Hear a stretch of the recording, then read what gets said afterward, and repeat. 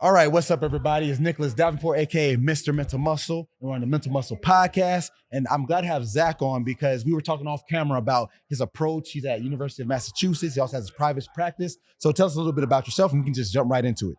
Yeah, man. So my name's Zack Etter. I'm a mental health and performance consultant. I'm also a licensed therapist. I have the mental health and performance department at the University of Massachusetts, which is mental skills and sports psychology that's embedded into the athletic department. So all of our services are for the athletes at that university. We do one-on-one therapy, mental skills sessions for athletes, coaches education, administrative work, really all things mental health and performance there. And then Holistic Athlete is a mental health and performance consulting company. Very similar work, but with athletes and clients outside of the college athletic space. So holistic, let's start there because we have my guy Wagner, who's one of my go-to people on the strength conditioning side or the body side of Mind Body One. So you can chime in too, because obviously holistic doesn't mean just the mental, doesn't just mean the physical, doesn't mean the social. It's everything. So start off, How do you go about the holistic approach? Well, so first of all, the mental performance side of performance is only one piece of it, right? There is the physical, size, strength, speed, athleticism. There's the tactical, our strategy. That's more of the coach's job. There's the technical on-field skills. So we want to round out our performance with the mental skills. And also, no matter how big, strong, or fast you are, if you can't perform well with the game on the line, you don't really have anything that can help us consistently. We can't accomplish anything if we can't perform under pressure, control our emotions, and be ourselves when it matters the most. So we want to round out our performance with that mental side. But when we work with athletes for individual sessions, we have them do a check-in. Give me a 1 to 10 score on how your academics are going, athletic life, social life, personal life, family life, spiritual, anything that matters to you. The better we could be operating and functioning at those other areas of our life, the better we can handle things like adversity and challenges that go on in sport. If we lose a game, our social support and how we're pursuing things academically, are we able to rely on our family? All of those things matter in terms of our ability to deal with hardships in our lives. Yeah, most definitely. So Wagner, I want you to chime in on this because we were talking earlier about from the fitness side, you still deal with mental and mindset components, and you face a lot of different personalities. I joke and say you become a therapist, obviously not clinically, but they're talking to you. Please don't. You're understanding the motivational interviewing, understanding why they're there. So the behavioral standpoint, what do you see when you work with them? Because this definitely ties into the holistic aspect. All right, so my name is Wagner. I'm a personal trainer down in South Florida. Started my own pretty much fitness business here a couple years in, and I like to say this is my first year out here just learning on the mental side. So it's pretty a great experience to be exposed to all this. Great to meet you. I'm gonna try to learn as much as I can from you guys. But to your question, I want to say on the mental side, it's a two-part thing. Like I was saying before to one of the students here, on the mental side, you need the mental and then you got the physical. Just like how with physical and nutrition, they combine, they work hand in hand. So with mental and physical, they're both together. I want to say you definitely need one because one complements the other. And as a person or as a physical trainer who's training the general population, you want to make sure your clients has a mindset to come into the space of okay, we're going to get this work done, but we're not beating ourselves down. We're trying to get to a point where we're over here trying to uplift ourselves, we're trying to better ourselves, be the best version. But I'm speaking to you in the sense of yo, we're gonna do a great work. We're gonna come here, work out, we're gonna have a good time. But at the same time, we're gonna put in the work and the effort to get to whatever goal that we're trying to get to and go from there. So speaking of goal setting and putting in the work, when you work with your athletes, Zach, because you mentioned some things with checklists, I like that stuff because you're making tangible or the intangible tangible because we talk about mindset, we talk about getting set and motivated, but how do we quantify that? So when it comes to setting a goal, what's something that you go about with your clientele? So I hate goal setting. I very rarely talk about it, and I'll tell you why. Right? So talk away. So goal setting, one of the problems is that it's so obvious, right? We all want the same types of things. We all want to be successful. We all want to win. We all want to get good grades. If you put 1,000 people in a room and say, do you want to get an A on this test or an F on this test? They're all going to say an A. Do you want to win or lose? They're all going to want to win. So once we determine what we want, which has some obvious connotations to it, that helps us in the direction that we want to go in. But what I care about more than the goal is the values that we care about, the behaviors that we're willing to commit to, having an honest conversation about the barriers and the things that are going to get in the way of us executing those behaviors, and a plan for those barriers. That's a comprehensive system to be moving in the right direction. So we could set a goal to win championships or to start or to improve in general, but what do we care about? What are we going to do? What's going to get in our way? And how are we going to overcome those things? That's a full comprehensive conversation that I want to have. So you can call it goal setting. I just have a different approach and a way of explaining. I'm not, we talked about this off camera. I'm big on out the box thinking, and I actually preach it to the point of people probably don't like me because, like you said, you don't want to offend nobody. It is what it is. On here, we keep it real. Yeah. And honestly, I agree with you. I use the term goal setting because of semantics, but I agree because the outcome, you said it. Yeah. No one's going to say, man, I hope I lose today. That sounds ridiculous. Right. So going to the what we call process goals, but even putting that in the box, it's Yeah. what you do and like I said, the barriers and overcoming it. Yeah. Now, let's segue that into a different topic that I definitely want to touch on. Mm-hmm. And we've talked about this many, many times. Mm-hmm. In this industry, specifically in the mental performance, whether you're a mental coach, a therapist, performance science, I feel there's a gap in most industries. Like fitness is a lot more acclimated to social media, but in our field, there's like this stigma of either I don't want to come off as a shill or a person who just is a clout chaser versus a practitioner. And it's like, I feel that's the wrong way to look at it because at the end of the day, it's 2024. We have all these platforms and they're free. Why are not we using them? Yeah. So that's what we first Sure. thing you showed me was your TikTok. Yeah, and the right. first thing I said was, I love it because I'm the same way. Yeah. So how do we bridge that gap in this industry of getting people to be comfortable with just showing what you do on a social media app, which you're already on?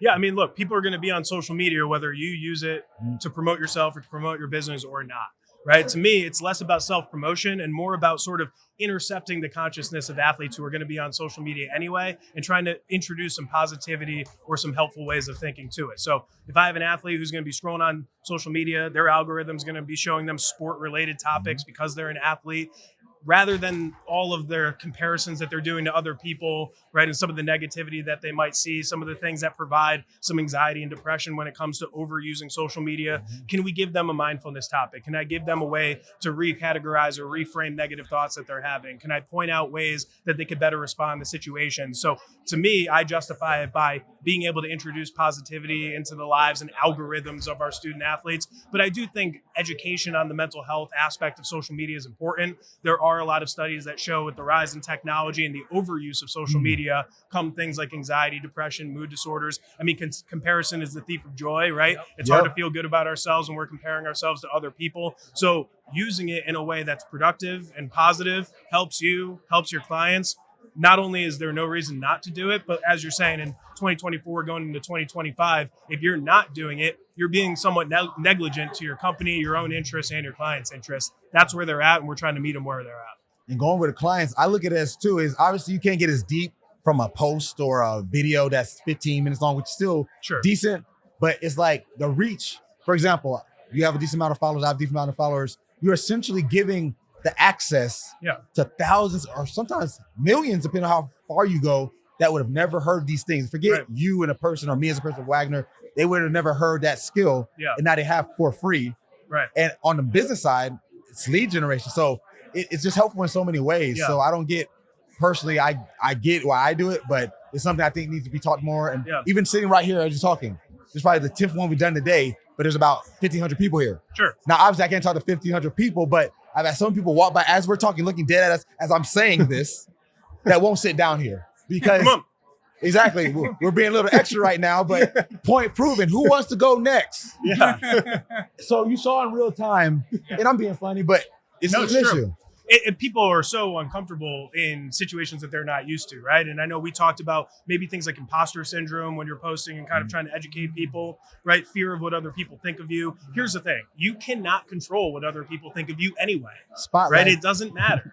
It doesn't matter, right? You're making things up. So to that point, like I was saying earlier, like for me, I feel or think sometimes I do have that imposter syndrome because when I'm putting out a content or if I'm putting out some information, I want to make sure that it's perfect. I'm saying something that will resonate or help someone, but sometimes I feel that it's not too good or I'm worrying about what the followers or who's watching me is going to say. So I tend to hesitate on what I put out, and it takes forever for me to put that information, that workout, that content out. So I understand how maybe the next person may think of like, dang, what to put out. Oh, this person put out a good content, but I feel like I can't do the same because he did it better, or how can I make that better? That's I want to say that's an area I tend to struggle with, but sometimes I remind myself, or I even tell my friends, like, hey, what do you think about this? What's your opinion? They usually just say, yo, just post it. It's good. What's wrong with it? But here, internally, I'm thinking like, nah, it's not good enough. There's something's missing. Or I don't feel that it's worthy enough to put out there to help whoever is watching me. So I have an analogy for imposter syndrome that I use all the time.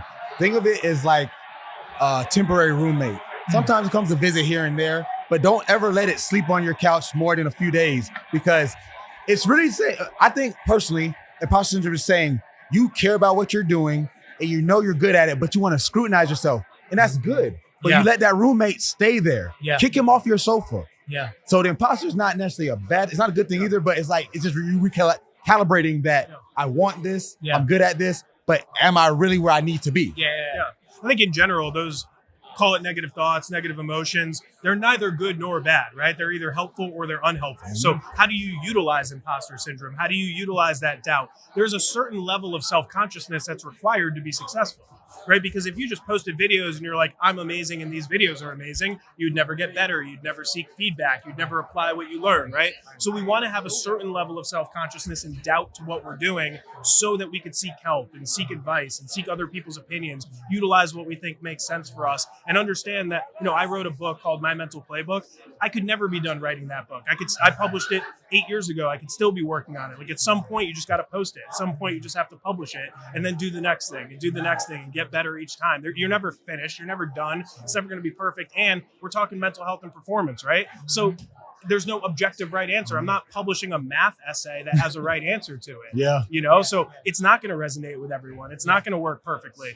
The biggest or the most viewed video I have on social media right now is on TikTok. It's got almost 1 million views, and it's talking about last college football season. There was a kicker who missed 3 kicks in a game. And I was just like, if I was working with this kicker, here's 3 things that we would focus on. Boom, boom, boom.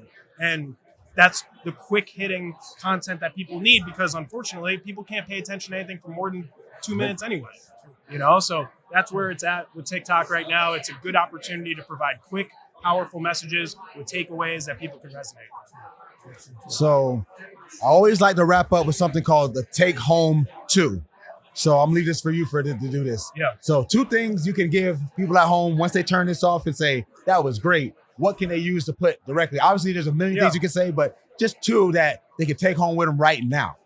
All right. So number 1, most thoughts that you have about yourself are biased, inaccurate, and we call cognitive distortions, right? Making things bigger than they are, worse than they are, making things about you when they're not about you, only focusing on the negative things. So when you have a negative thought, challenge them with 3 questions. Number 1, is this thought true? If I had to argue this in court, would I win or lose, right? Is there evidence for it? Is there evidence against it? Number 2 is this helpful, right? So if I have a negative thought, like I'm stressed about a test, what might you do? What might you do if you're stressed about a test? Study more. Study. So that stress doesn't feel good, but if it leads you to studying, that stress was helpful, right? You stress, exactly. So is this true? Is this helpful? And then at the end of the day, identify what's in your control, create a plan of action based on things that you could do something about right now, and judge yourself based on how you execute things that are in your control. All right. That's my message. All right. Good. That was a great answer. I love it. And I love the analogies too. So let them know where to find you. Obviously, so we just talked about social media. You definitely got something to plug. So where do they find you? All right. So UMass Holistic Athlete. Those are my jobs. But social media, Zack Etter, HAZACKETTER, TikTok, Twitter, Instagram, DM me. Comment on the videos. We'll talk. Some engagement, it wouldn't hurt anybody. But yeah, reach out to me, any questions that you have, and we'll talk mental health and performance. Well, thanks for coming on. Thanks, Wagner, for hosting. And as always, get your mind right. All right.